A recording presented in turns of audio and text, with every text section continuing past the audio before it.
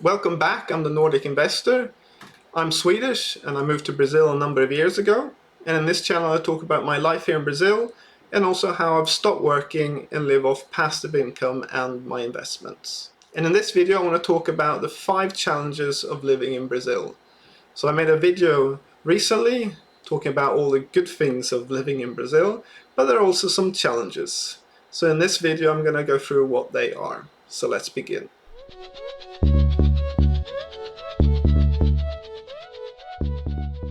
Okay, so the first challenge of living in Brazil is the crime. Now I know a lot of foreigners, when they think of Brazil, they think that Brazil is very violent and really scary and lots of crime. And obviously there are places which are like that, but then there are lots of other places which are very safe and very secure. And what I would say generally is that if you're going to live in one of the big cities in Brazil, there is a fair bit of crime. But if you live in a small town in the countryside, obviously it depends on which area, but a lot of these areas are very safe and very secure. And where I live in the south of Brazil, in the countryside, I feel very safe and secure, and there's very little crime in this area. And if there is any crime, it's mainly just burglaries when no one's at home, or stealing some cars. But unfortunately in other areas, and like I said in the big cities, there is more crime. And this crime can range from simple things like pickpocketing, or you're walking along the road holding your mobile and someone just runs up and snatches the phone from your hand. But it can be also more scary things. And one reason for that is a lot of criminals are armed. Lots of crime where you get mugged on the street and the criminal is armed. Or it can be something like you're driving along the street, you stop at a traffic light, a motorbike comes up next to you, they point a gun at you at the window and ask for your wallet and mobile. And then obviously you've got other crimes where criminals enter your house and steal things. And this can be scary, especially for Europeans, where criminals have less access to arms. And I lived in some big cities, and you always hear people telling you about these stories about how people got mugged or burgled at gunpoint. And for me, the way that I managed to solve that was to move out of the big cities into the countryside. So I live in a small town with about 15,000 inhabitants, and in this town there's very little crime, so now and again a house might get burgled, but it's usually when people aren't at home, and that's about it. So basically crime is a challenge, but there are ways, if you choose wisely where you live, where you can live a very calm and safe life here in Brazil. Okay, so the second challenge of living in Brazil is the high cost of a lot of products. So basically here in Brazil, things that are produced in Brazil can be fairly cheap, but basically products that are imported or products that are made here but have parts imported, they can be more expensive than Europe and Brazil. So for example, laptops, mobile phones, iPhones, also kitchen appliances, TVs, and also cars as well. So these can be more expensive than in America and Europe. I'm just going to show you a couple of examples now. So just showing you a few examples here. So the Apple iPhone 13, for example, is 4,600 reais here in Brazil. Obviously you might be able to find that slightly cheaper on some other websites, but just to do a basic comparison. So 4,600 reais is $875. And if I just go to Amazon.com in America, you can buy it for $539. Again, you might be able to find it cheaper somewhere else. So just to show you that the iPhone is $300 more expensive in Brazil than America. And then also cars.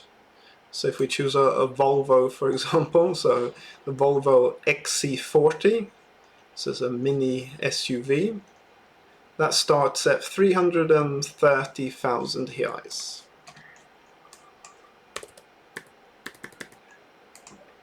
Which is $62,000. And if we look at Volvo XC40 in America, for example, it starts at $36,000. So $36,000 compared to $62,000. Well, again, very basic comparison, but just to show that the Volvo is nearly $30,000 more expensive in Brazil than America. And one of the main reasons for this is that import taxes are very high on imported goods. And Volvo only import cars, they don't make the cars in Brazil. And the same with Apple iPhones. These iPhones are imported. But when it comes to products made in Brazil, they can be basically the same price or sometimes cheaper. So for example, buying clothes here in Brazil, basically the same price if the products are made here in Brazil. Again, you're going to buy clothes that are imported, they're going to be a lot more expensive. But obviously there are ways around it. So if you're going to go and visit family and friends in America or Europe, you can buy things there cheaply and bring it back to Brazil.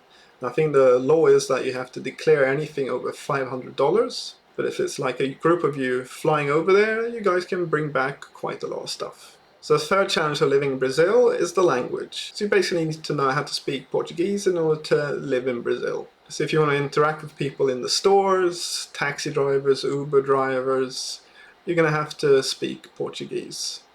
But obviously there are lots of Brazilians who are very good at English, and it is improving. But my experience is day to day, you really do need to know Portuguese to be able to do things. It obviously depends on where you're from and what language you speak at the moment, and how easily you can learn Portuguese. So for example, for me it was pretty difficult, because before I learned Portuguese, I knew how to speak English and Swedish, and that was it. And those two languages are completely different to the Latin languages of Portuguese and Spanish. So what I did was I took Portuguese lessons while I was still living in Europe to get a base, and then when I came over here, I basically spoke Portuguese every day when I went out and met people, and within 6 to 12 months, I was fluent enough to be able to understand most of the things that people were saying, and I was able to respond. Now, it took another 2 or 3 years to reach a stage where I was, close to being fluent. But my experience was that once I got here and I was forced to speak every day, I improved very quickly. But that base of having taken lessons in Europe before I moved here helped a lot. But there are certain areas in Brazil where you can get by without Portuguese. So here in the south of Brazil, so Rio Grande do Sul and Santa Catarina, there's a big community of Germans. In some towns, you can actually get by just speaking German because so many people are fluent in German. And obviously in the big cities like Sao Paulo, Rio, there you've got lots of international companies, so the proportion of people that can speak English are higher there than you live in a small town in the countryside. Okay, the fourth challenge of living in Brazil is starting a business. So starting a business in Brazil can be a challenge. So don't think that you can kind of like register a business online and within a day you've got your limited company. Starting a business in Brazil is very bureaucratic, takes time, also very difficult to open a business bank account. It again can take a very long time, we're talking weeks or months. It all kind of depends again where in Brazil. So in certain cities and towns, they're more business orientated, and so they make it easier for you to start a business, so register the company, get the license that you need to open a store, or open a small factory or office. While in other areas, they just make it a lot more difficult. So a number of years ago, I started a small, simple company. The experience was very difficult, having to go to various government departments, applying for licenses, working out the tax system for the company, getting a bank account. And usually what people do is they employ a lawyer and accountant to do this, and that's what we did. But still took a long time and cost a fair bit of money as well. And I'm going to do another video explaining what you need to do to start a company in Brazil. And then once you've registered your company, got all the licenses, there are other complications as well in terms of employing workers. There's lots of rules and regulations around that. Again, I would recommend getting an accountant to do all of that. But for me, it was a lot more complicated than what you need to do in Europe, for example. And then finally, kind of the taxes as well. So the tax system here in Brazil isn't the easiest to understand. I mean, taxes aren't simple in any country. And I think it was a combination of the language and the fact that the rules and regulations are pretty complicated, which has meant that I just found that tax is very confusing for businesses. Again, employ an accountant to kind of do that for you, but you kind of have to understand it yourself as well in order to be able to set the prices and understand what kind of profit margins you're getting. But saying that, Brazil is a very big country, over 200 million people. It's definitely the biggest economy here in South America, so there are lots of opportunities. I'm just saying that don't expect to be able to come here in Brazil and very quickly, easily set up a company. And the fifth challenge of living in Brazil is the interruption to your electricity, water and internet. So Brazil has a lot of thunderstorms, especially in summer when it's really hot. And the electricity and the internet fiber cables are all on posts up in the air. And so what happens is the thunderstorm knocks down some branches on the trees, the branches fall on the cables, and the whole neighborhood loses electricity and internet. In a lot of areas they have water towers, which use electric pumps to pump the water up into the tower. And so if the electricity goes, the neighborhood can also run out of water. Now this happened a lot to us when we lived in big cities in Santa Catarina and Rio Grande do Sul. And it also happens to us here in the countryside. Now, if you live in big apartment buildings, they're going to have emergency generators which go on, which just keeps the electricity on for the whole apartment building. But if you live in small apartment buildings or in your own house, you're going to possibly have to wait for hours, sometimes days, to get the electricity, water and internet back. This was a shock for me because in Europe and America where I lived, the cables were underground and we basically never got blackouts. But here it happens quite regularly. Now there are ways to deal with this. So a lot of people they install solar panels with batteries, and so that takes care of the electricity problem. And then they also install big water tanks. So if the water supply stops, you've got this massive tank of water which will supply water for days. And then you can have internet connections which connect directly to satellites. But all of this is extra investment, which you kind of don't need to do in most parts of Europe and America. So what we've done is we've bought a petrol generator, which we switch on when the electricity goes, and that powers the whole house.